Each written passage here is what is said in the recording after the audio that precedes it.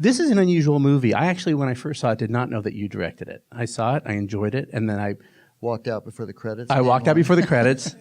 I actually saw it at home. I was getting a diet soda, and it kind of changed a lot about seeing this film.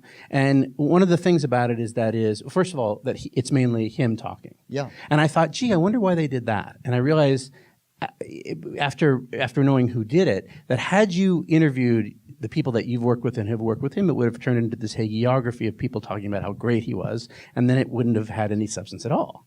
No, I think I probably wouldn't have done it if I wouldn't have made that movie.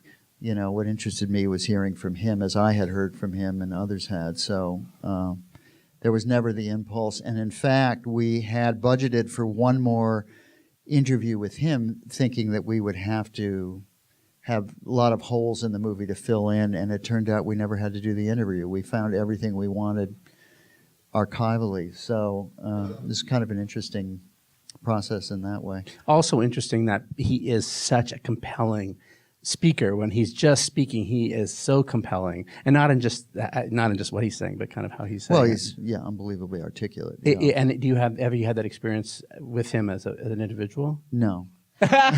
Really? Well, he's unbelievably bright, but no, it's these kind of clips are a different process than sitting in a room working on something. And there are a lot of things that you don't get in the movie that are very hard to get, but he was actually he's very vulnerable and insecure about his work when you're working with him. And I remember the first time he finally played me a song, which took him months. And you know, he was just incredibly nervous about sharing it, and really? Also because we didn't know each other at that point.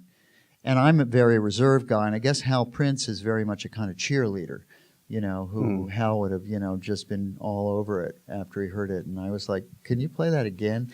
Because it's just, you know, he doesn't have the world's best voice, and it was a woman's song, and it's sitting in his voice, and he's not the world's best piano player either when he's reading music. So it's interesting, you know, that I think it's great that he has that vulnerability, because I think that's kind of why he puts himself on the line emotionally in a lot of stuff he does.